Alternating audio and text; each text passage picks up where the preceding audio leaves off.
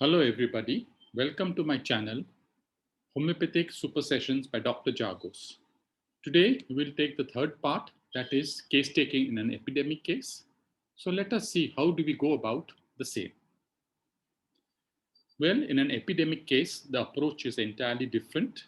That is different from an acute as well as chronic case taking, as those affected with the disease prevailing at a given time have certainly contracted it from one and the same source and hence are suffering from the same disease. So the source remains the same. So hence all the people in that particular area or locality are suffering from the same disease. For example, if the person or if many people in the particular area or a locality has eaten food which was made in an unhygienic manner and they've got typhoid fever, then we all know that all of them, the source is the same, and all of them are suffering from typhoid fever.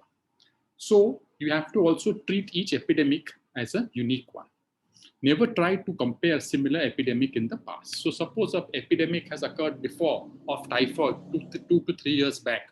Do not try to compare it what was exactly happening 2 to 3 years back in that particular epidemic of typhoid fever, and do not compare it with the present epidemic of typhoid fever, because everyone or each epidemic is unique in its characteristics or symptoms. Hence you mustn't compare any epidemic.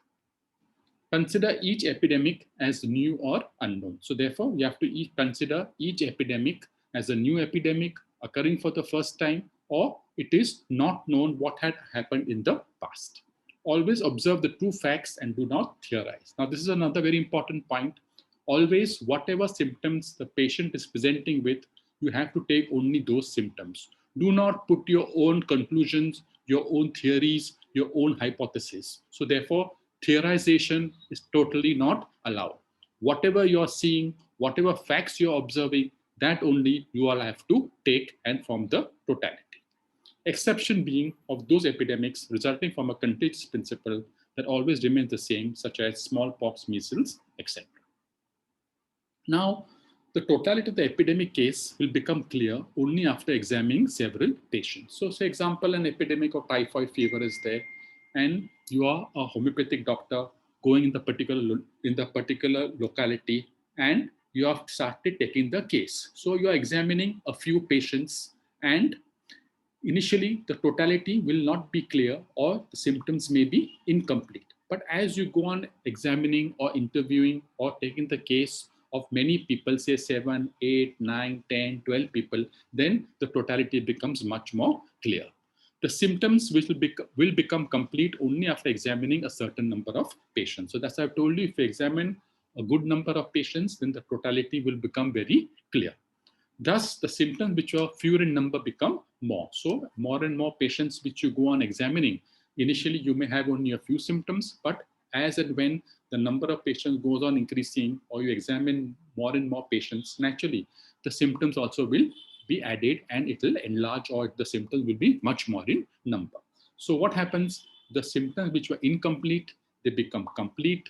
The symptoms which were initially seen hazily in the background, they become more pronounced, and symptoms which are common, they become characteristics. Also, the general symptoms become well defined as to their peculiarities, and most important, the miasmatic evolution also has to be taken into consideration. Dr. Hahnemann has said the soric miasm has to be taken into consideration by examining many patients. As Dr. Hahnemann has always said that 7th, 8th of the chronic diseases are because of sora miasm. So that's the most important miasm. You have to take that miasm into account. So only after examining or interviewing a good number of patients, the totality will become clear. Initially, the totality will be incomplete, it will be hazy, it will be unclear, it will be ill-defined. But later on, when you see more patients, the symptoms become more complete, more accurate, more well-defined, and more characteristic in nature. So the remedy obtained in an epidemic case is known as the genus epidemic. So then you'll come to know, after examining a good number of patients, you will come to know the characteristic symptoms which are there and which most of the people are exhibiting. So you take that totality and you find out the remedy. So you may have 3-4 remedies coming into your mind, and out of that you have said that the remedy A is the most appropriate drug for this epidemic. So this remedy A is the genus Epidemicus of the, this remedy is the genus Epidemicus of the epidemic. So therefore, you will be giving this remedy A to all the people in the epidemic.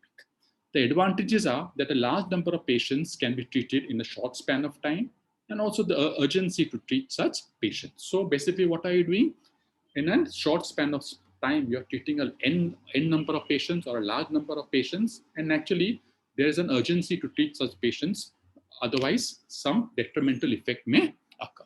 But the main disadvantage is that all the patients may not respond to it. But this can be overlooked because most of the people, they will have those symptoms which you have taken in the totality, which most of the people have exhibited. It may be so that a few people may not respond to the remedy A. So therefore, initially, when we have taken the totality and when repertorize the case, you have found out that 4 remedies were useful, out of which remedy A you thought was the best to be given in the epidemic. So therefore, you have remedy B, C, and D. So after remedy B, C, and D, you can choose which remedy would be the most appropriate for those people who are not responding to remedy A. Therefore, the main disadvantage is that all patients may not respond to it. So you have another option.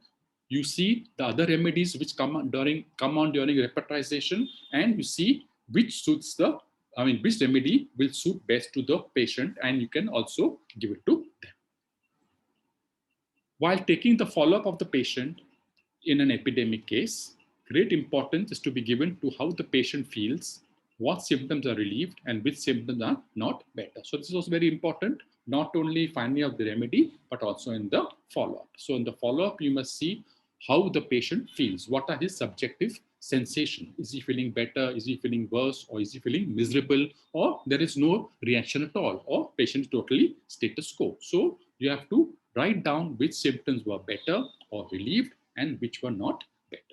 The physician will take his time to see how better or worse the patient is getting. So the physician should not be in a hurry. He should have ample time. He should perceive the case properly, perceive the follow-up properly, see which symptoms are better, which symptoms are worse, or which symptoms are status quo. So therefore, it is this treatment or the finding out the genus Epidemicus is quite different from the old school of treatment. As you all know, in the old school of treatment, they would just treat the part, the location, or the organ affected. They do not consider man as a whole. They will only consider the system or the part which is affected. So their focus will only be on the location or on the part which is affected, and they would prescribe on that.